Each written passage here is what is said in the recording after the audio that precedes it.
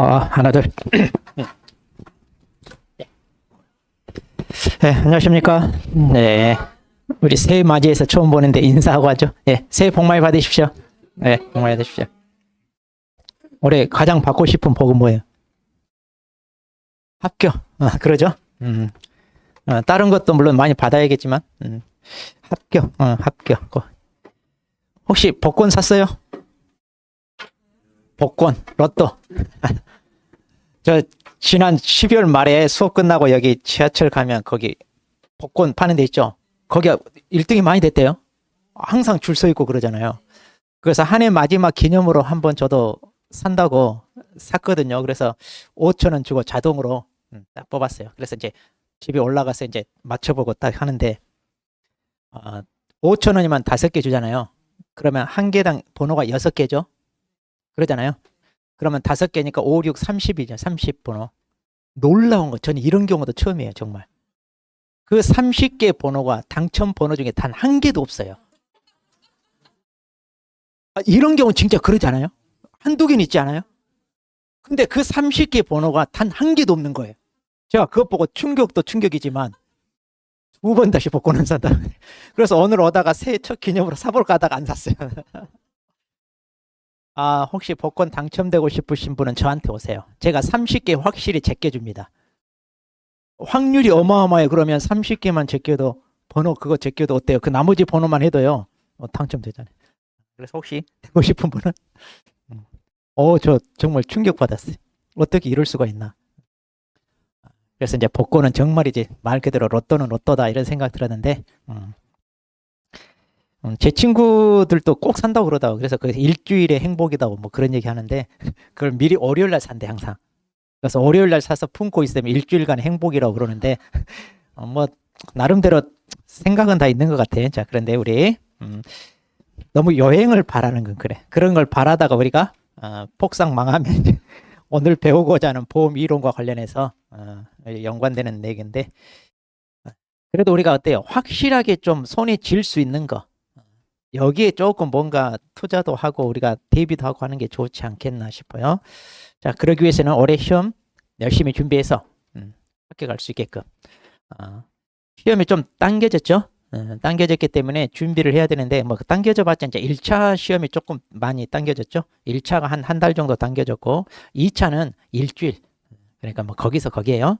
그래서 크게 이제 변동은 없는데 8월 말에 우리가 시험이 있기 때문에 자, 지금 이제 딱 한 8개월 정도 남았습니다. 물론 이제 1차 하신 분들은 이제 1월부터는 이제 1차를 조금씩 이제 조금 봐두셔야 될 필요도 있고요.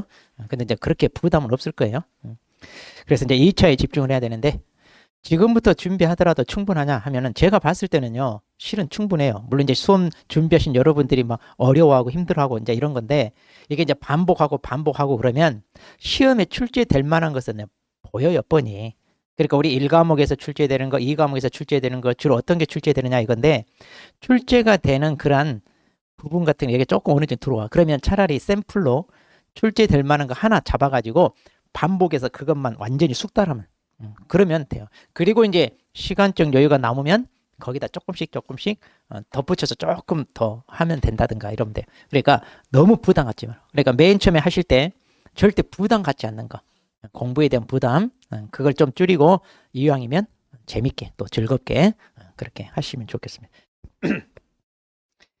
혹시 이번에 처음 하시는 분 1월부터 지금 좀 낯선 얼굴들 좀 많이 보여서 괜찮. 아니 지난달 말고 이번 달부터 오늘부터 처음 오시는 그런. 이제 물론 이제 먼저 하신 분도 있고 근데 다시 이제 마음가짐을 좀 새로 하는 입장에서 제가 항상 이거 꼭 한 해 안 빠뜨리고 이거 꼭 보여주는 건데 여러분도 이제 또 처음 오시는 분도 있고 특히 또 올해 작년에 하더라도 이렇게 오신 분들이 많으니까 같이 한번 우리가 준비하는 공부는 무슨 공부예요 우리? 손해평가사로운 자격 시험을 위한 공부죠. 혹시 학문 진리 탐구하러 오신 분? 아니죠. 우리는 시험 공부예요. 그럼 시험 공부는 목표가 뭐예요 우리? 그렇죠, 합격이죠. 그러면 시험 공부는 말 그대로 목표가 합격인데 그 합격에 맞게 다시 말해 시험을 위한 공부를 해야 된다는 얘기예요. 그러려면 이제 우리의 목표는 뭐다? 합격. 그럼 이제 합격을 위해서 정말 공부하는지 아니면 단순히 남들이 가니까 나도 심심해서 따라서 왔는지 남들이 뭐 괜찮다더라 그래서 그냥 막연하게 한번 해보려고 왔는지 이런 사람들은 뭐냐? 수험생이라고 그래 우리가. 그러니까 단순히 이 공부하는 과정에 우리 올림픽 정신 있죠?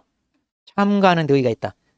그러니까 이 시험에 그냥 한번 내가 응시해 보는 데 의의가 있다. 이런 자세로 공부하는지 이건 구분해야 돼. 야, 그래서 내가 진짜 합격할 수 있는지 아니면 수험생 자세로 하는지 한번 우리가 점검해 보자 이거예요. 오늘 첫 시간이니까 가볍게 좀 마음 풀기 위해서. 자, 수험생과 합격생 차이입니다. 자, 하루에 얼마나 공부해야 하나요? 자, 이 질문에 어떻게 답하는지. 수험생은 어떻게 답하냐 하면은 이런 질문합니다. 보통 얼마 공부해야 돼요 하는 이런 얘기 많이 했어 안 했어요? 많이 하죠. 근데 안 그래. 합격생은 그럼 뭐라고 하느냐? 최대한 많이 해야 돼. 뭐 얼마 해야 합격한다 이런 거 없어요. 하루에 몇 시간 공부해야 됩니까? 이런 거 없어요. 최대한 할 수 있는 한 많이 해야 돼 우리. 그게 수험생이에요. 그러려면 어떻게 해야 돼 우리? 생활 단순화해야 돼. 그러니까 모든 우리 생활은요 시험에 맞게 단순화해야 돼. 그러니까 이제 하루 먹고 자고 하는 거 외에 여기에만 몰빵해야 되는데 자, 우리가 그럴 상황이 아니다. 아니죠. 집안일 신경 써야지, 애한테 신경 써야지, 경조사 참가해. 얼마나 많아요. 그러니까 그런 거 떼고 하면 남는 시간 얼마 안 돼요. 그러니까 실질적으로 공부할 수 있는 시간이 얼마 안 돼. 그런데 그거 봐줘요? 안 봐주잖아요. 혹시 60대 이상 가산점 10점 더 드립니다. 이런 거 있어요? 없잖아요. 가족 일로 애 키우느라 바쁘는 이런 분들은 한 10점 더 드립니다. 이런 거 있어 없어? 없어요. 본인이 확보해야 돼. 자, 그러니까 지금부터는 이제 8개월 금방 지나가요. 그러니까 최대한 여러분들이 확보하십시오. 그 다음 수험생활 기간에 흔들리지 않고 초심, 열정을 유지하는 방법.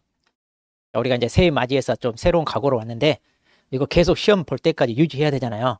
자, 그러기 위해서는 어떻게 해야 되느냐? 수험생 다양한 방법을 시도합니다. 학원 강의도 듣고 뭐 유튜브도 막 듣고 뭐 인강도 듣고 다양하게 합니다. 불합격의 지름길이에요. 왜냐하면 지식이 분산돼요. 그거 절대 하지 마세요. 그거 여기 학원 강의 듣기로 했으면 이것만 들어도 넘치도록 남아요. 넘치도록. 그러니까 합격생 뭐냐? 자, 생활 패턴을 뭐 한다? 단순합니다. 그러니까 단순한다는 얘기는 그냥 딱 듣는 거 이거.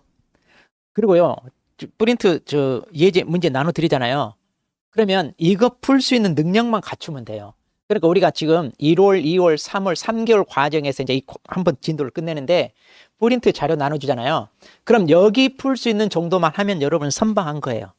그리고 이제 4월, 5월 가서는 그때는 이제 단계를 높일 건데 또 거기에 맞게 여러분들이 그것만 내가 소화시켰다. 그러면 된다는 얘기예요. 그래서 최대한 단순해. 이것저것 하지 말고 여기 있는 것만 소화해도 돼. 근데 그것도 다 못해. 거의. 보시면 알겠죠. 자, 그 다음. 자, 암기가 너무 안 되는데 어떻게 암기할 수 있을까요? 자, 우리 암기할 거 해야죠. 특히 이제 우리 숫자와 관련된 것, 또 보험기간, 또 인수제한 목적물에 있어서 그런 제한, 이렇게 좀 있어요. 자, 그러면 이제 이거 어떻게 해야 되나요, 근데? 왜 암기가 안 되는지 고민한다. 암기 안 되죠? 우리가 나이 탓도 하고 뭐 여러 가지 탓도 하는데, 근데요, 합격생은 네, 암기가 될 때까지 몇 번이고 봅니다. 제가 이제 많이 이거 암기해야 됩니다. 그러니까 우리 암기했는데 잊어버렸어. 이런 얘기 많이 해요. 그건 암기 안 한 거예요. 잊어버린 건 암기 안 한 거예요. 그래서 암기들. 그런데 이제 이건 제가 자투리 시간 좀 많이 활용했어요. 자투리. 암기는 그래서 평소 우리가 매일매일 하고 나야 되는 거 아니잖아요. 그러니까 자투리 시간. 그래서 평일에 내가 어떤 자세를 가져야 되냐면 어떤 분은요 암기해야 되는 걸 코팅해가지고 이렇게 구멍 뚫어가지고 화장실에 걸어놓은 사람도 있어. 그 잠깐 볼일 보면서 본다. 그리고 운전하신 분은 포스트잇에다 써가지고 차 앞에다 전부 붙여놓고 다니. 그래서 신호 걸릴 때마다 그 하나씩 본다 이거. 포스트잇 그거. 이런 분도 있고. 자, 자투리 시간 이용해서 또 혹시 이제 은행이나 뭐 이런 데 공과금이랄지 뭐 볼일 보러 가잖아요. 자, 거기 앉아서 뭐예요? 번호표 뽑고 마냥 기다리지 말고 뭐 레이디 경향 이런 잡지 보지 마시고 거기 보면 물욕만 생기잖아요. 막 예쁜 거 사고 싶은 거 막 그런 거 그러지 마시고 프린트 보는 거, 프린트. 그런 자투리 시간만 이용해도요, 충분해요. 그러니까 핑계 대지 말자 이거. 나이 들어서 좀 이제 기억력이 퇴세, 힘들어요. 이러지 말자 이거. 그런다고 가산 좀 줘야 안 줘요? 안 준다니까, 여러분. 자, 그 다음에 체력 유지를 위해 운동해야 되는, 이거 중요합니다, 우리. 자, 수험생은 운동을 하고 힘드니까 공부하는. 남 얘기 같지 않잖아, 우리 지금. 운동하러 갔다 와서. 그 다음에 또 다른 수험생, 운동도 안 하고 체력이 없으니까 공부도 안 해. 우리 체력 싸움이에요. 의지 앉아 있으려면 체력 싸움입니다. 자, 그런데 합격생은요, 공부를 더 많이 하기 위해 꾸준히 운동을 해서 체력을 키웁니다. 우리 체력 키우는 거 중요해요. 특히 허리 강화 운동 많이 하세요. 의자에 앉아 있으면 이 인대가 늘어나서요, 척추를 붙들어 줘야 되는데, 인대가 늘어나면 척추를 붙드는 힘이 없어요. 그러면 이 상체 무게가 척추로 가요. 그래서 허리가 아픈 거예요, 우리. 공부 안 하다 책상에. 그러면 이제 우리 침 맞으러 다니고 막 물리치료 받죠? 아무 효과 없어요. 아무 효과 없어요. 어차피 책상에 앉아 있어야 되니까. 근육 키워야 돼. 그래서 우리 플랭크라고 하는 거 있죠? 엎드려서 이렇게 하는 거 있죠? 그런 거 좋아요. 아니면 잠자기 전에 누워서 다리 들었다 내렸다 하는 거. 이거 한 30개씩 3세트만 해도 돼요. 아주 훌륭해요. 그럼 우리 공부. 또 공부를 더 많이 하기 위해 운동을 한다. 운동한 시간도 공부해야 되니까. 근데 저는 이걸 권하고 싶어요. 조금씩이라도, 매일매일 조금씩이라도 운동하세요. 자, 시험을 앞두고 떨어질 것 같아 불안할 때 어떻게 합니까? 아직은 이제 우리가 시험 얼마 안 아직 시간이 있지만. 자, 수험생은요, 대부분 이래요, 우리. 불안하니까 공부가 안 돼. 그래서 이제 또 그러죠. 한 달만 더 시간이 있었으면, 또 일주일만 더 있었으면, 이런 얘기 하잖아요. 다 필요 없어. 자, 합격생은요, 불안하면 더 공부하는 거. 혹시 불안하면 뭐 한다, 우리는? 공부한다. 앞으로 이거 우리 구호. 자, 구호. 불안하면 공부한다요. 그러면 돼요. 불안하면. 왜 공부 안 하고 고민하고 있냐고요. 자, 고민하지 말고 공부하라 이거, 불안하면. 이거 이제 힘든지. 이게 제일 중요한 것 같아요. 공부하다 보면 우리 슬럼프 와요. 그래서 내가 왜 이걸 하기로 했지? 왜 이걸 시작했을까? 막 후회되고. 지금은 아니죠. 지금 벌써 후회돼요? 벌써? 자, 그런데 이제 어떻게 하냐. 수험생. 뭐로요? 근데 합격생. 제가 얘기하고 싶은 거 이거예요. 결국은 공부하는 거, 우리. 자, 그러면 이건 무슨 말이냐? 포기하지 말란 얘기예요. 포기. 힘든 건 똑같아. 전국의 수험생 똑같아요. 자, 그래서 결국 제가 하고 싶은 거예요. 희망이 보여서 계속 하는 게 아니라 계속 해야 희망이 보여요. 그러니까 뭐냐? 포기하지 않는 거. 우리는 오직 인내. 그 하나 가지고 우리가 한번 해봅시다. 8개월 금방 합니다. 진짜 8개월 금방 눈 순간 확 지나가요. 아마 다른 해보다 올해가 더 빨리 지나갈 수도 있어요, 여러분. 자, 그래서 자, 그럼 이제 우리 공부를 어떻게 할 거냐? 자, 우리 지난번에 11월, 12월 우리 한 바퀴 돌았어요. 먼저 하신 분들이 있을 거예요. 근데 이제 이번에 처음 오시는 분들은 뭐 이걸 못 했겠지만, 혹시 내가 시간이 좀 있다 그러면 11월, 12월 했던 강좌를 한번 예습 차원에서 인강으로 이렇게 한번 들어보시면 좋아요. 그런 분들은. 그리고 나는 그럴 시간 없다 그러면 지금 이 강좌에 충실하도 돼. 1월, 3월. 자, 이번에 1월, 3월 달에 하는 내용이 이제 우리 교재에 있는 모든 내용을 다 다뤄요. 그러니까 우리 교재에 있는 것을 꼼꼼하게 전반적인 내용을 다 다룰 겁니다. 그러니까 1년 공부하는 중에 가장 중요한 시기가 지금이에요, 지금. 이 시기. 그러니까 여러분들은 1월, 2월, 3월 이때에 얼마만큼 공부하느냐에 따라서 당락이 좌우돼요. 그러니까 지금이 가장 중요하다고 보시면 돼요. 그리고 이제 우리가 4월, 5월 때는요, 이제 새로운 약관에 따라서 이론서가 개정이 돼요.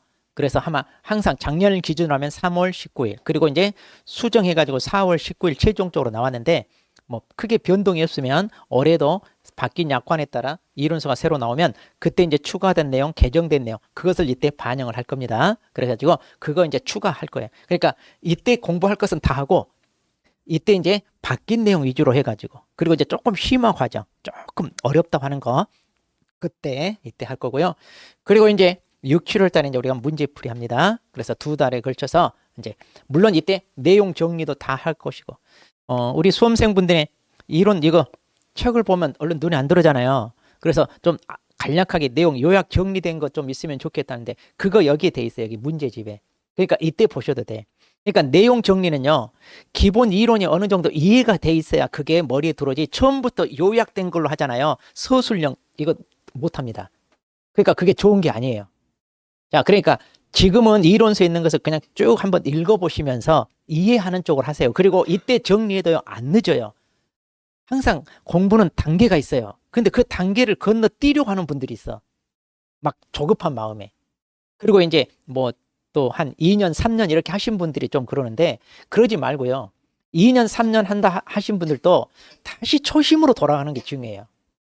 다시 처음부터 돌아가서 다시 꼼꼼히 하려고 하는 거. 왜? 그전에 내가 했던 방법이 잘못됐으니까 실패했잖아요. 그러면 그걸 되풀이 하지 마시고 다시 초심으로 돌아가서 내가 다시 처음부터 돌다리 두드린다는 심정을 하는 거. 그거 좋은 거예요. 그러면 아마 본인이 놓쳤던 거 다 다시 찾게 될걸요.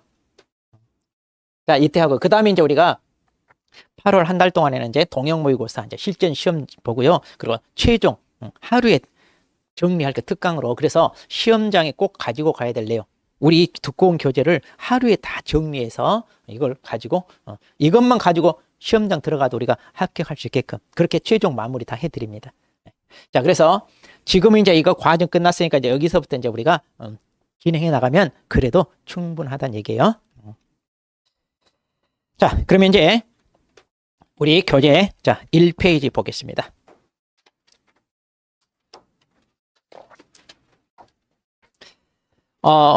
오늘은 보험 이론에 대해서 다 정리할 거예요. 참고로 이제 보험 이론에 대해서. 그런데 이 보험 이론에 대한 정리는요, 이번 1월, 3월 과정에 좀 자세히 할 거예요. 그리고 4월, 5월 달 할 때는 안 할 거예요. 왜냐하면 4월, 5월은 2달밖에 안 돼. 그럼 2달밖에 안 되니까 우리 본 내용 있잖아요. 보험의 목적물 본 내용을 주로 다루고요. 그 다음에 바뀐 내용이 있으면 그것만 좀 터치할 거예요. 그래도 돼요. 왜냐하면 이거는 뭐 설명을 많이 들을 필요가 있는 게 아니라 그냥 여러분들이 이건 소술용으로 되어 있기 때문에 이번 강의를 듣고요. 꼼꼼히 이렇게 한번 읽어보시면 돼요. 여러분들이 굳이 막 이거 2번, 3번 막 반복해서 강의할 내용이 아니에요. 자, 근데 나 이거 한 번 더 보고 싶다 그러면 1월, 3월 우리 지난 그 강의 녹화한 거 있잖아요. 그럼 이거 다시 한번 들으면 돼요. 그러니까 우리가 좀 더 효율적으로 공부하기 위해서 1월, 3월 달에 이걸 하고요. 4월, 5월 달에는 본 내용만 가지고 그리고 개정된 내용만 해요. 왜냐하면 시간이 그렇게 많지 않으니까. 지금은 3개월 과정이니까 이거 되지만 그때는 2개월. 그리고 이제 문제풀이 할 때 또 할 거예요. 이거는. 문제풀이 할 때 또 할 거니까 걱정하지 마시고. 그래서 혹시 내가 좀 이게 내용이 좀 부족하다 느끼시면 다시 그냥 들으면 돼요. 인강했던 거. 자, 그래서 지금 꼼꼼히 잘 들으세요. 자, 그러면 이제 이 보험 이론 파트는 주로 문제가 출제되면 5점짜리 단답형 이렇게 괄호넣기 있죠. 이제 그거 나와요. 그리고 소술용으로 나오기는 나오는데 그 소술용으로 나와도 막 그렇게 막 내용을 복잡하게 우리가 길게 써야 되거나 이런 게 아니고 자, 그래서 이제 간단하게 이제 내용 정리할 정도 개념만 알면 될 정도로 그렇게 어렵게 안 나와요. 주로 나오면 제가 봤을 때도 이것은 거의 5점짜리 단답형이니까 읽으면서 어떤 개념이 나오면 이거 한번 여러분들이 동그라미 쳐본다든가 이런 식으로 쭉 읽어 나오고 이 문장을 놓고 여기다 괄호해가지고 이거 물어볼 수도 있겠다. 여러분도 충분히 이거 예상할 수 있어요. 그러니까 많이 읽어보시면서 대신 비슷비슷한 말들이 많이 나오니까 이거 구분만 잘 하시면 될 것 같아요. 자, 그러면 먼저 위험 이제 우리가 보험에 대해서 아는데 실은 이게 이제 손해사정사 시험 보는 분들이 거기서 다루는 건데 우리도 일종의 보험업계에 종사하는 사람이다 보니까 보험 이론에 대해서 어느 정도 알아야 되지 않겠냐 해가지고 이제 도입이 된 거거든요.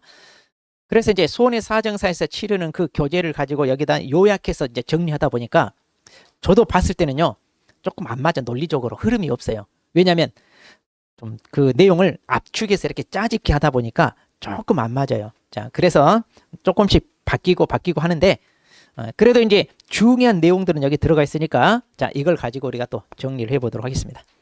자, 우리가 이제 보험에 대해서 알기 위해서는 먼저 어떤 걸 알아야 되냐? 위험을 알아야 돼. 왜? 보험이라고 하는 제도가 뭐예요? 우리한테 닥칠 수 있는 위험이 있잖아요. 근데 이제 이 위험이 꼭 반드시 100% 발생하리라 이게 아니라 발생할 가능성이 있잖아요. 가능성이 있기 때문에 뭐 해야 돼요? 우리가 거기에 대해 대비를 하자. 가만히 손 놓고 있다가 닥치면 어떻게 해요? 안 되잖아요. 자, 그러니까 거기에 대한 대비책으로서 이제 여러 가지 방법이 있는데 그 중에 뭐다? 보험이라고 하는 것이 이제 우리가 배우게 되는 거예요. 자, 그럼 먼저 위험에 대해서 보는데, 자, 우리 교재 1페이지에 있는 내용, 그 다음에 페이지 넘기면 2페이지 위쪽에 있는 내용 있잖아요. 자, 여기까지 위험에 대해서 설명하고 있는데, 자, 여기서는 시험 낼 만한 게 없어요. 그냥 한번 읽어보시면 돼요. 그러니까 뭐냐면 이거예요. 위험이라고 하는 것은, 자, 우리한테 이제 얼마든지 발생할 수 있는데, 개인, 사람, 개개인한테도 당연히 발생할 수 있고, 회사를 운영하는 기업체들도 당연히 위험이 있죠. 그리고 국가도 위험이 있어요. 뭐 전쟁 위험이랄지 이런 것들. 그러니까 이제 개인이 됐건 기업이 됐건 국가가 됐건 다 이런 위험이 발생하면 안 되잖아요. 그런데 이런 위험이 어때요? 발생을 하게 되면 우리 개인, 우리 입장에서 맞춰보면 우리는 육체적, 정신적 고통이 생기고 또 막대한 경제적 손실이 발생합니다. 그러니까 위험은 발생해야 돼요? 안 해야 돼요? 하면 안 해야 되겠죠. 근데 안 해야 되는데, 자, 이런 위험은 당연히 뭐예요? 발생할 수 있는 가능성이 있다 이거야. 가능성이 있기 때문에 뭐 하자? 우리가 대비를 하자는 얘기, 대비. 그럼 이제 이런 대비를 어떻게 할 거냐 이건데, 이런 대비는 크게 두 가지 방법이 있죠. 우리가 사전에 미리 예방하는 방법이 있고, 그 다음에 이제 예방을 한다 하더라도 여전히 한계가 있잖아요. 우리가 뭐 100% 그걸 예측할 수 있나요? 보통 이런 위험 사고라는 게 정말 예상치 않게 닥치잖아요. 이번 비행기 추돌 사고 봐봐요. 우리 정말 예상치 않게 이렇게 닥치잖아요. 그러니까 이제 그럼 그렇게 닥쳤어요. 그 다음에 뭐예요? 사후 조치.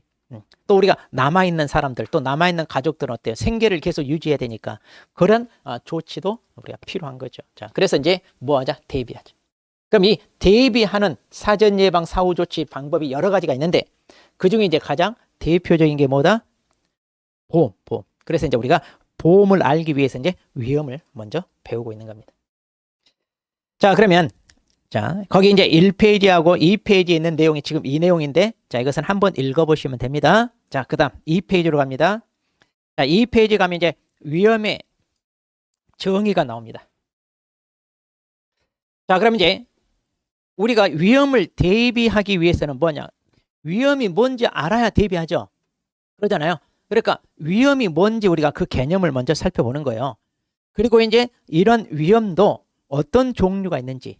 왜냐하면 우리가 대비를 하더라도 다 모든 위험을 다 대비할 수 있냐? 안 그래요. 우리가 대비할 수 있는 위험이 있고 또 대비할 수 없는 위험도 있어요. 그렇기 때문에 이제 위험을 분류를 해서 우리가 대비할 수 있는 위험이 뭔지 알아보자. 이제 이렇게 이제 전개가 됩니다. 자, 그럼 먼저 자, 이 페이지 보시면 이제 위험의 정의가 있습니다. 자, 그러면 위험의 정의 보니까 이거는요 제가 사전, 우리 국어 사전이죠. 국어 사전에서 제가 찾아봤어요. 그럼 위험이 뭐라고 돼 있냐면 이렇게 돼 있어요. 신체나 생명 따위가 위태롭고 안전하지 못하다 이렇게 돼. 국어 사전. 그리고 또 일이 잘못될 가능성이 있거나 안전하지 못하다 이런 건 이제 위험 이렇게 돼 있어요. 우리 국어 사전적으로는. 그런데 이제 우리 교재를 보니까 위험은 바라보는 관점에 따라 정말 다양하게 해석할 수 있잖아요. 그래서 우리 교재는 이제 주로 뭐예요? 보험에 종사하는 쪽에서 우리 보험업계에서 바라보는 시각이 이게. 그래서 거기 둘째 줄에 보면 다양한데 거기 그렇게 돼 있잖아요. 둘째 줄 끝부분에 자, 앞으로 안 좋은 일이 일어날 수 있는 가능성. 그러니까 이제 이 정의는 보험업계에서 말하는 거. 이건 이제 우리 국어 사전에서 얘기하는 거. 조금 다르긴 한데 어때요? 여기서 좀 강조하는 게 뭐 같아 이게? 우리 국어 사전에서 하는 거하고 조금 여기도 가능성이란 말이 있는 것 같아요. 그런데 여기서는 이거 앞으로 이 말이 돼. 즉 미래. 그러니까 지금 당장 우리 눈앞에 벌어지는 게 아니라 앞으로 벌어질 수 있는 일인데 그게 어느 쪽으로? 자, 이렇게 앞으로 그러니까 미래잖아요. 그런데 뭐예요? 안 좋은 일이 안 좋은. 그러니까 이제 우리한테 어때요? 아까 경제적 손실을 할지 신체적이란 우리가 피해를 입는다든가 이런 것들이 뭐야? 일어날 수 있는 가능성이다. 그러니까 이제 보험에서 바라보는 시각이 이거예요. 그러니까 가장 중요한 건 뭐다? 이제 보험에서는 앞으로 이런 미래. 그래서 이제 미래에 벌어질 수 있는 가능성이니까 뭐 하자? 대비하는 거다. 이거 우리가 대비. 그게 이제 보험이다. 이거. 자, 그런데 이제 거기 보시면 이제 자, 여기에 대해서 쭉 이렇게 설명이 나와 있어요.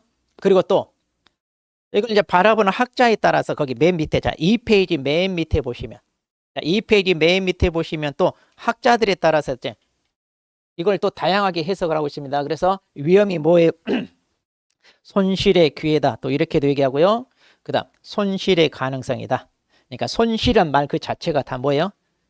위험이 발생함으로써 이제 우리한테 주어지는 결과죠. 자, 손실은 자, 좋은 거예요? 안 좋은 거예요? 안 좋은 결과. 그러니까 우리한테 안 좋은 결과가 발생하는 게 이제 다 위험이다 이거죠. 위험이라는 거는. 우리가 스릴 있다 할 때는 스릴은 안 좋은 거예요? 좋은 거예요? 그것도 솔직히 위험한 거죠. 스릴 있다, 뭐 스릴을 즐긴다는데. 근데 그것도 재미를 느끼는 거니까 우리가 위험하고는 좀 다르잖아요. 근데 이제 위험은 뭐든지 부정적인 결과, 안 좋은 결과를 가져오는 거다. 또 다른 사람, 실제 결과와 기대했던 결과의 차이. 우리가 기대했던 결과는 긍정이었는데 실제 결과는 뭐야?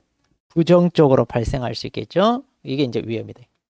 또 기대와 다른 결과, 이건 같은 의미, 거의 비슷한 이런 식으로 또 해석을 하고 있습니다. 또 이제 어떤 사람은요, 불확실성이다 이렇게 얘기하고요. 또 어떤 사람이 이제 이걸 구분하는 사람도 있어요.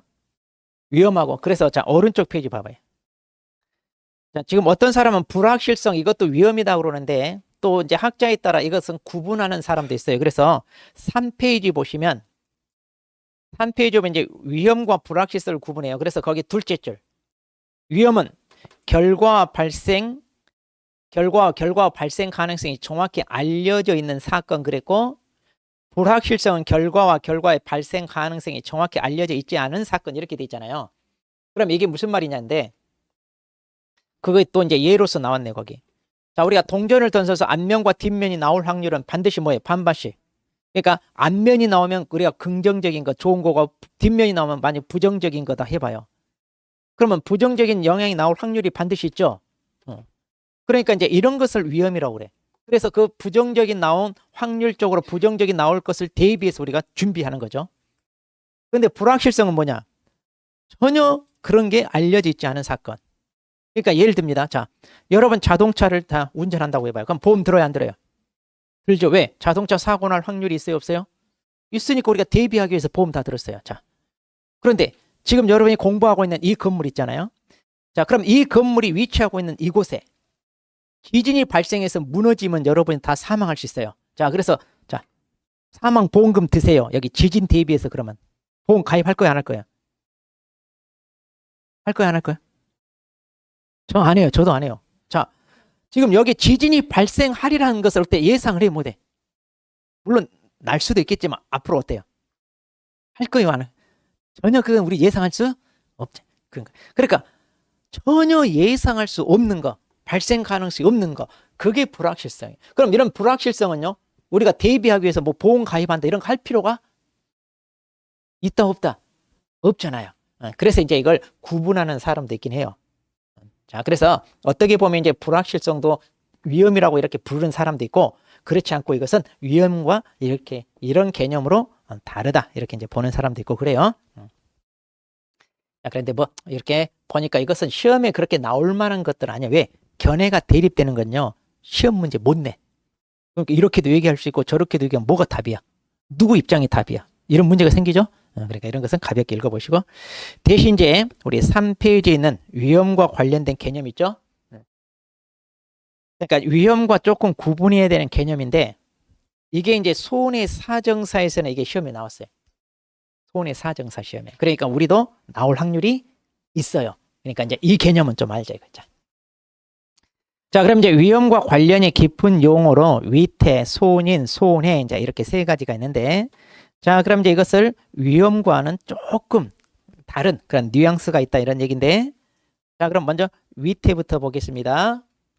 자, 그럼 위태가 뭐예요? 거기 보니까 위태니까 말 그대로 위태에서 할 수 있는 거, 위험 상황 또는 위험한 상태 그러잖아요. 그게 이제 위태 이렇게. 그러니까 여러분이 이런 용어를 암기하거나 할 때, 자, 이 말에서 이렇게 찾을 수 있게끔 이렇게 좀 연결시켜서 외우시면 좋아요. 자, 그래서 위태가 뭐냐? 위험한 상태다. 자, 그럼 구체적으로 뭐냐? 특정한 사고로 인하여 발생할 수 있는 손해의 가능성을 새로이 창조하거나 증가시킬 수 있는 상태. 그러니까 이제 특정한 사고로 인하여 발생할 수 있는 손해의 가능성.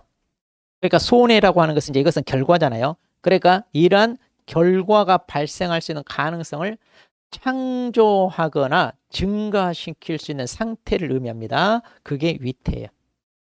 그게 위태. 그러니까 이제 시험에 낸다면 이 문구를 써놓고 여기다 비워놓고 여기 해당되는 용어가 뭐예요? 이렇게 이제 물어볼 수 있다 그 말이에요. 네.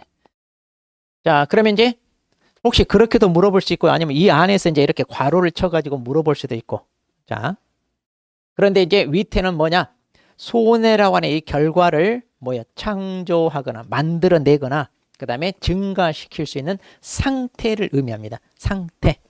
그러니까 이걸 가지고 위험 그 자체라고는 얘기하지 않고 조금 용어를 달리해서 위태라고 부른다 이 말이 위태. 영어로는 해저드 근데 이제 이거 뭐 해이 또는 이렇게도 부르기도 하는데 자 그래서 조금 다르던 개념이다 이 말이고요. 그다음에 이제 손인입니다. 손인은 뭐냐? 자, 손의 원인. 자 그래서 이걸 줄여서 손인, 손의 원인. 그러면 이제 손해라고 하는 게 뭐야? 결과잖아요. 이 결과가 발생하면 뭐 때문에 발생했냐 이제 원인. 그러니까 우리가 불과 연기 관계 그러잖아요. 연기가 나면 반드시 뭐예요? 불이 났다고 우리가 얘기하죠. 어디가 연기가 나고 있으면 저기 불 났나 보다. 그러니까 불과 연기. 이것은 이제 우리가 인과관계 그런 원인과 결과 그러잖아요. 그러니까 연기가 난 결과는 반드시 뭐가 있었다? 불이 났다는 얘기죠. 그러니까 이 손해가 결과고 그 원인이 뭐냐 이거 원인이. 왜 이런 손해가 발생했냐? 알고 봤더니 화재가 나거나 폭발하거나 지진이나 태풍 이런 것 때문에. 그러니까 손해를 발생시키는 원인이다 이 말이에요. 원인. 그걸 이제 손인. 이것은 이제 뭐예요? 직접적인 뭐예요? 결과가 발생한 거잖아요. 이것은 이제 결과가 발생. 우리가 흔히 사고라고 하는 이것은 결과를 발생시키는 구체적인 일이 벌어진 거죠. 위험은 아직은 벌어졌어, 안 벌어졌어요? 위험은 아직 그런 일들이 벌어지지 않았는데 이것은 뭐예요? 벌어진 거야, 안 벌어진? 벌어진 거잖아요. 그러니까 조금 다르다. 자, 그다음에 이제 손해. 손해는 이제 자 손인의 결과. 그러니까 손인의 결과지. 그래서 이제 손해는 항상 결과를 의미하죠. 손해. 그래서 이제 그 결과가 뭐냐? 가치의 감소다. 그래서 물리적, 경제적, 정신적 가치의 감소. 이제 이걸 우리가 손해라고 하는. 자, 그렇게 해서 이제 조금 개념을 위험하고는 좀 구분해서 우리가 알아야 된다 이런 얘기예요. 자, 그래서 이제 페이지 넘겨보시면 우리 4페이지 가시면 그럼 이제 이 관계, 이 그림을 보세요. 저 같은 경우는 이제 이 그림을 가지고도 문제를 좀 내볼 만한데 문제를 내기 위해서 이 그림을 그리는 게 좀 귀찮으니까 안 냈을 뿐이에요. 모의고사 이런데 이걸 그리려면 좀 힘들어 이거. 한글 잘 만들어야 되는데 어렵더라고. 자, 그러니까 위태는 위험한 상황이고요. 이 위험한 상황이 뭐예요? 아까 말한 발생 가능성, 사고 원인 그랬잖아요. 그러면 이제 이런 위험한 상황에서 뭐가 생겨요? 사고. 위험한 상황이 현실적으로 뭐예요? 드러난 게 사고. 그러잖아요. 그래서 이제 사고가 뭐예요? 이제 실제로 발생했을 때가 사고고 이 위태는 아직 뭐예요? 발생하기 전 단계. 이걸 구분하죠. 사고가 발생 전 단계. 그리고 이제 그러면 손해는 뭐냐? 이것은 이제 사고가 발생한 이후의 결과죠. 발생한 이후 결과. 자, 그래서 이제 이 가운데 거 이걸 중심으로 정리하시면 돼요. 자, 손해이 뭐냐? 손해의 원인은 그 손해는 뭐 때문에? 사고 때문에. 자, 그래서 태풍이나 강풍이나 냉해, 우박 이런 게 이제 발생한 거. 그리고 이제 위태는 그 전 단계고 손해는 후 결과적으로 이제 우리한테 발생하는 가치 감소.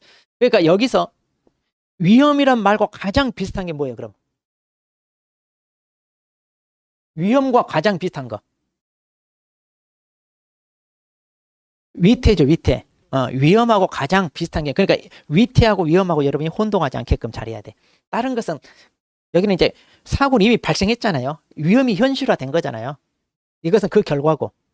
이게 이제 위태가 아직 위험 상황이니까 뭐야. 이게 가장 비슷합니다. 그러니까 이것도 위험 그 자체는 아니잖아요. 위험 상황인 거지. 위험 자체는 아니다, 이 말이에요. 그러니까 조금 개념은 다르죠. 그런데 이제 위태하고 위험하고만 조금 구분할 줄 알면 여러분들이 보시면 돼요. 자, 그 다음에 그럼 이제 위험을 분류를 해봅니다. 그럼 위험 분류가 왜 중요하냐면 방금 그랬잖아요. 우리한테 닥칠 수 있는 이런 위험을 대비를 해야 되니까. 그럼 우리가 대비를 할 수 있는 위험이 있고 그렇지 않은 위험이 있어요. 그래서 이걸 분류해 보는 거예요. 그럼 이제 우리가 대비하는 것 중에 가장 중요한 대비책이 뭐다? 보호. 그러니까 이제 이 위험을 우리가 보험으로써 대비할 수 있냐 없냐. 자, 그래서 이제 위험을 알아야 되거든요. 그래서 위험을 분류해 보는 거예요, 지금. 자, 그러면 위험을 분류하는데, 자, 이것은 아직 출제 안 됐어요. 자, 여기서 출제된다면 이게 1순위예요, 출제. 자, 그래서 위험의 분류 별표해가지고 공부할 때 이 부분은 좀 꼼꼼히 잘 읽어보세요. 이건 출제될 확률이 있어요. 올해 아니면 다음에라도 나와요. 왜냐하면 출제 안 된 부분이 계속 나오겠죠. 그러니까 이제 출제자가 어느 부분을 먼저 출제하느냐 순서 차이지 나오려면 이건 나올 수 있어요. 왜? 시험 내기 좋아, 이거는. 중요하니까. 자, 그럼 이제 위험 분류입니다. 자, 먼저 위험의 속성을, 자, 오른쪽 5페이지 보세요. 자, 위험의 속성을 측정할 수 있냐 없냐에 따라, 자, 거기 첫째 줄에 밑줄을 딱 해가지고 이걸 우리가 객관적 위험이냐 주관적 위험이냐 나눕니다. 자, 위험의 속성을 측정할 수 있냐. 그러면 객관적 위험은 뭐예요? 실증 자료를 통해 측정이 가능한 거. 이걸 이제 우리가 객관적 위험 그렇게 얘기하고, 주관적은요, 개인의 특성에 따라 측정이 곤란한 거. 그러니까 누구는 위험하다고 근처도 안 가는데 뭐가 위험해, 이거 스릴 있고 좋잖아 하고 즐기는 사람이 있어. 자, 그 사람한테는 그게 전혀 위험이 아니야. 이렇게 주관에 따라서 누구는 위험이고 누구는 재미가 있고, 이런 것들은 이제 우리가 대비하는 거 아니래. 그건 알아서 본인들이 하는 거. 자, 그래서 그럼 이제 실증 자료를 통해 측정이 가능한 위험은, 이런 것은 어때? 우리가 대비할 수 있죠. 대비해야 되잖아요. 그런데 이것은 개인의 특성에 따라 위험이 될 수도 있고 안 될 수도 있으니까 이건 대비하기는 그렇죠. 오히려 누구는 더 즐기고 있는데. 자, 이렇게 해서 그러면 우리가 보험으로 우리가 대비하는 건 뭐다? 이거 객관적. 객관적. 자, 두 번째입니다. 이득의 기회가 존재하느냐 하지 않느냐에 따라서 이제 순수 위험이냐 투기적 위험이냐 이렇게 나눕니다. 그러니까 손실의 기회 또는 이득의 기회, 이게 있냐 없냐. 순수 위험은 말 그대로 손실의 기회만 있어요. 이득의 기회는 없어요. 그런데 투기적 위험은 이득의 기회도 있어요. 그러면 투기적 위험이 뭐예요 하면은 우리가 도박 있잖아요. 도박이나 주식이나 또 경마, 뭐 복권 같은 거. 자, 내가 주식을 투자합니다. 그럼 주식을 투자 대박 터뜨려서 내가 이익이 생길 수 있는데, 자, 주식이 폭락해서 망했어. 그럼 주식이 폭락해서 망하면 나 보험금 탈래요 해가지고 보험 가입하겠다. 이런 건 보험 제도로 보상을 해줘야 돼, 안 해야 돼? 그런 거 안 한다는 얘기. 이렇게 이득의 기회도 있는 거는, 이런 거는 우리가 보험으로 이렇게 대비하는 게 아니다. 그러니까 이제 순수하게 이렇게 손실의 기회만 있는 이 위험, 이런 걸 우리가 이제 대비하는 거죠. 자, 그런데 우리 5페이지 보시면, 자, 그 맨 밑에 세 번째 단락에 봅니다. 세 번째 단락에 보면, 그러면 순수 위험은, 자, 이러한 순수 위험은 또 어떤 종류가 있냐. 자, 이것도 좀 체크해야 돼요. 시험에 나올 만합니다. 자, 거기 동그라미 1번, 2번, 3번, 4번 이렇게 돼 있죠? 자, 거기 보세요. 자, 순수 위험. 먼저 재산 손실 위험. 그러니까 자연재해나 사고의 직접적인 결과로 있게 되는 재산상 피해 위험 그랬죠? 그래서 우리 예로 들어서 이제 거의 공장 화재 이런 말 나와요. 그러면 이때 사고가 뭐냐면 공장 화재. 자, 그러면 공장이라고 하는 건물에 자, 화재가 발생합니다. 그럼 이 공장이 가지고 있는 경제적 가치 한 10억짜리 건물이 어때? 불에 탔다. 이렇게 볼 수 있어요. 그러면 이제 어때? 이런 사고로 인하여 재산상 피해. 이게 이제 재산 손실. 그러니까 우리 재산에 피해를 입은 거. 이거 공장도 어때? 부동산으로서 재산적 가치가 있는 물건이니까 이게 화재로 타버리면 얼마 손실이 생긴 거예요? 10억. 요즘 화재 사고 많이 나대요, 보니까. 아침에 저도 아까 밥 먹다가 봤더니만 막 화재 엄청나게 많이 나오고 있어요. 조심해야 돼. 겨울에 많이 나잖아요, 우리. 조심해야 됩니다. 자, 이게 이제 우리 재산. 그 다음에 두 번째, 간접 손실 위험이란 말이에요. 그럼 간접 손실은 뭐냐면, 자, 간접은요, 이렇게 재산 손실, 이건 이제 직접적인 손실이라고 볼 수 있어요. 이런 직접적인 손실로 인해 파생되는 부수적인 손실이 바로 뭐다? 간접 손실이라고 볼 수 있어요. 그럼 이제 여기서 간접 손실은 뭐냐? 자, 이 공장이 화재가 나요. 그럼 공장에 화재가 나면 여기 일하러 다니는 근로자들 어때요? 직장이 사라지죠. 그럼 직장이 사라지니까 월급을 못 받고 일을 못 해. 그러니까 그로 인해 소득이 줄어드는 거. 이게 뭐가 되는 거예요? 간접 손실이 되는 거예요. 그러니까 자, 재산 손실, 이걸 어떻게 보면 이게 이제 직접 손실로 볼 수 있어요. 이게 직접적인 손실. 자, 여기에서 파생되는 여기서 파생되는 2차적인 손실이다 이게. 그래서 이제 영업이 중단되고 소득이 감소되고 이렇게 되는 거죠. 자, 그다음에 세 번째. 자, 배상 책임. 자, 배상 책임은 자, 우리 공장에 화재가 났어요. 그러면 이 건물이 화재가 나면서 옆에 다른 어때요? 건물에까지 화재가 번집니다. 자, 그럴 수 있잖아요. 그럼 이게 뭐예요? 이게 배상 책임. 자, 이걸 이제 우리가 보통 이제 대물 배상 해가지고 우리 원예 시설 같은 데서 이제 보험으로 이제 보장을 받는 그런 제품이 되죠. 자, 그래서 이제 배상 책임인데, 물론 이제 건물한테 할 수 있고요. 아니면 사람한테도 얼마든지 발생할 수 있죠. 그래서 사람, 건물이나 옆에 사람한테 피해를 준다든가. 그렇게 해서 이제 법적으로 배상 책임, 우리가 물어야 되는 이런 상황이 발생할 수 있습니다. 자, 그 다음에 이제 네 번째로는 인적 손실입니다. 인적 손실은 이제, 자, 공장에 화재가 나면 공장 건물만 타는 게 아니라 어때요? 그 안에 사람도 어때요? 화재로 화상을 입거나 아니면 사망하거나 이런 일이 발생할 수 있잖아요. 그러니까 이제 인적 손실은 물론 이제 전체적인 내용이 다 포함시키면 사망, 부상 이런 건데, 그러면 이제 제가 이제 공장 화재를 가지고 우리가 이거 정리하면 쉬워요. 공장 화재를 가지고 그러면 이 내용을 다 이해하기 쉬워요. 자, 공장 자체가 불났어요. 그럼 뭐다? 재산. 그럼 이제 재산에 하니까 간접 손실이니까 이게 파생되는 근로자들 소득이 줄잖아요. 자, 그러니까 이게 뭐다? 간접 손실. 그리고 옆에 건물 또 불에 옮겨 붙어서 피해를 입혔어요. 배상 책임. 그리고 공장 안에 화재로 인해 사람이 화상을 입거나 다치거나 사망할 수 있어요. 그 다음에 인적 손실 이렇게. 자, 그래서 시험이 이렇게 나올 수 있어요. 순수 위험의 종류를 쓰세요. 그럼 이거 4개 써야 돼요. 그럼 4개 써야 되니까 이런 것도 우리가 어떻게 한다? 앞글자 따서. 앞글자 따서 순서를 바꿔서 어떻게 한다? 우리가 인간 재배. 순수 위험은 뭐다? 인간 재배다. 인간 재배. 자, 순수 위험은 인간 재배.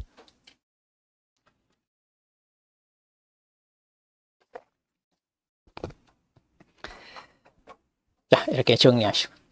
그 다음에 이제 세 번째. 자, 시간 경과에 따라 변하느냐. 그러니까 이제 손해의 규모, 그 손실의 규모가 변동이 있냐 없냐. 자, 그래서 정태적 위험과 동태적 위험. 정태는 말 그대로 뭐예요? 고유할 정. 동은 움직일 동. 그러니까 정태는 변화가 있다 없다?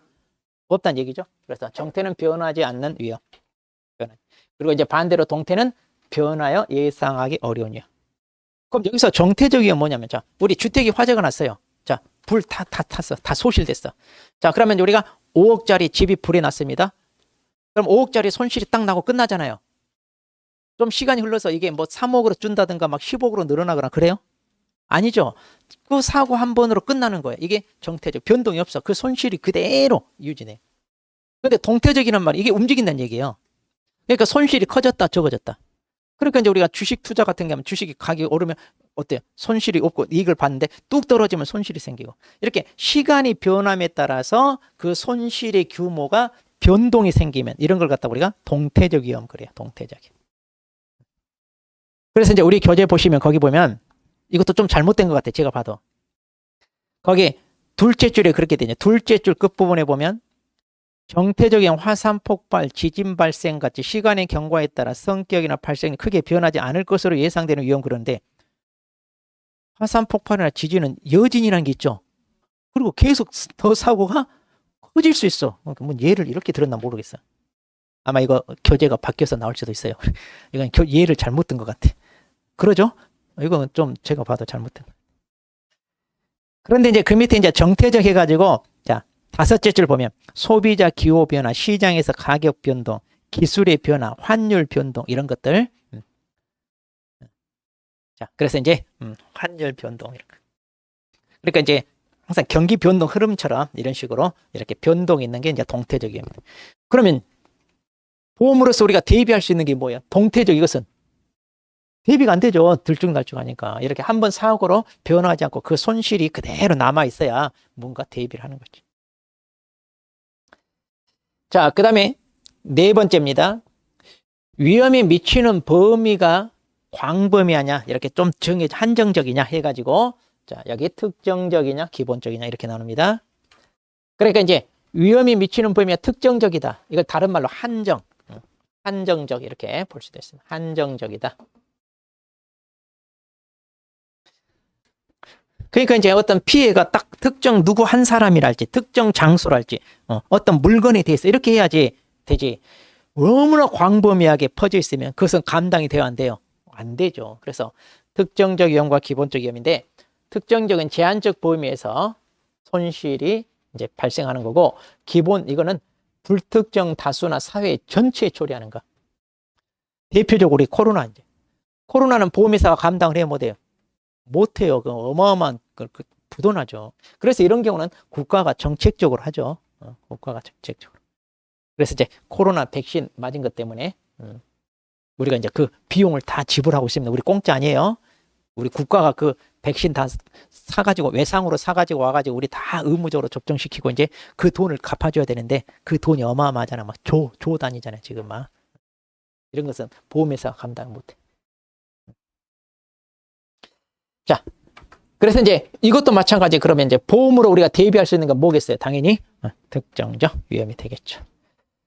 자, 그 다음 보험자가 책임을 부담하냐 안 하냐에 따라서, 자, 보험자가 책임을 부담하냐 안 하냐에 따라서 이제 담보 위험, 그 다음에 비담보 면책 위험이래. 이 담보란 말은 책임을 부담한다 그 말이에요. 그러니까 보험회사가 이러이러한 사고에 대해서는 우리가 보험금을 드릴게요 라고 지네가 부담하는 위험, 이걸 담보란 말씀입니다. 비담보란 말은 뭐예요? 책임진다 안 진다? 이건 보상하지 않는 손해. 그러니까 우리 교재에 나오는 걸로 따지면 이게 보상하는 손해, 이건 보상하지 않은 손해.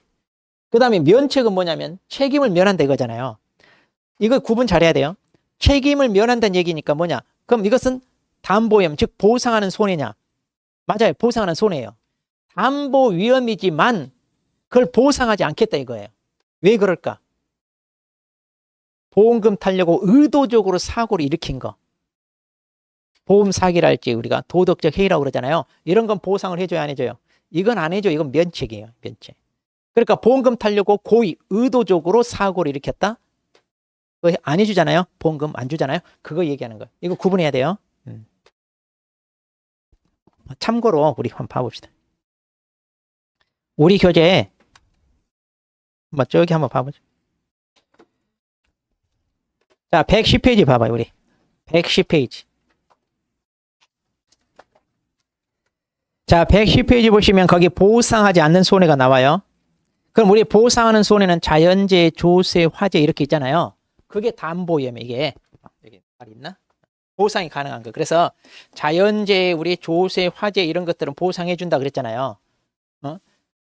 그런데 비담보는 뭐예요? 이것은 보상하지 않는 손해. 그러니까 방금 했던 보상하지 않는 손해 이거예요. 자, 그럼 봐봐요. 그럼 적과 종료 이전에 가번 보니까 계약자나 피보험자 또는 이들의 법정대리 고의 또는 중대한 과실로 인한 손해 이렇게 나와 있죠.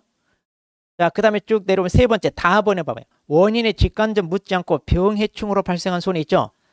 그러니까 뭐냐면 병해충으로 발생하는 거. 자, 이거 병해충. 이게 말하자면 비담보 보상하지 않는 손해예요. 그런데 지금 면책위험은 말 그대로 뭐냐면 보상 책임 없다는 얘기죠. 그런데 우리 교재는 이게 섞여 있어요. 그래서 가번에 보면 고의 또는 중대한 과실로 인한 손해 그랬죠. 그러니까 우리 과수에서 낙과 피해 있잖아요.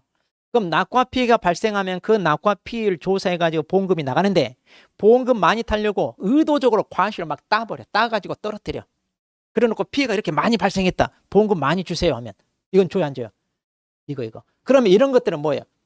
면책이에요. 그런데 우리 교재는 면책하고 비담보가 어때 지금 여기 보니까 구분하지 않고 지금 다 섞여 있어요. 이거 왜냐하면 구분하기가 쉽지가 않아요. 근데 이제 우리는 이해는 해야 돼. 자, 담보는 당연히 보상해주고 비담보는 뭐다? 보상하지 않는 거고, 면책은 보상하는 손해이지만 고의나 중대한 과실로 의도적으로 보험금을 많이 타기 위해서 피해를 늘리는 거, 이런 것들은 뭐다? 보상을 안 해. 책임을 면한다, 이런 얘기.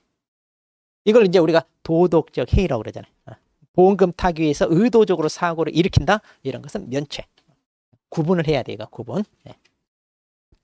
근데 이게 쉽지가 않아요. 그래서 우리 교재도 이거 보면 다 지금 섞여 있는 거예요, 지금. 네, 섞여 있는.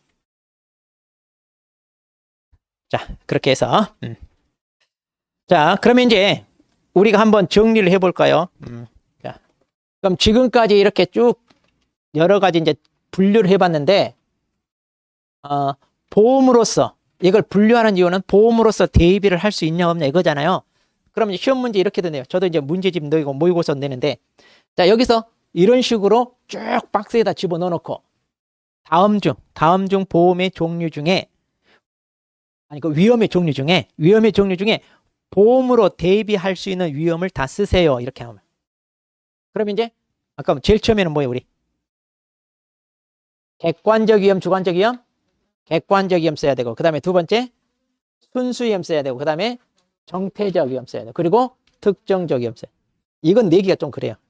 이건 내기가 그러니까 놔두고 여기까지만 해가지고 구분하고. 왜냐면 이거 되는 거 안 되는 거 좀 명확하게 구분이 안 되니까. 그래서 쓸 수 있죠? 이걸 아예 보기도 주지 않고 쓰라, 이렇게는 좀 그래요.